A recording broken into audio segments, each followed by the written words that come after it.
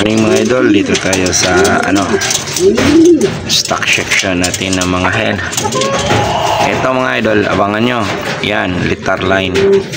Kakatapos lang ng derby kahapon. Yan, pamimigay natin yan extra. At saka ito, isang breeder din natin. Pamimigay din natin. Ito yung nanay ni Miss Bin Laden. At saka yung dalawang brown red checker dito nandun sa loop natin. Ito. Yan, dalawa muna.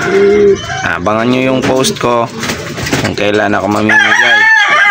Okay, baka madagdagan pa ito mga idol kasi patapos na yung sa linggo, patapos na yung derby natin sa North Derby Race. Kung may umuwi pa, kung may kak man ang umuwi o sama natin sa pamigay. Okay, basta abang mga idol.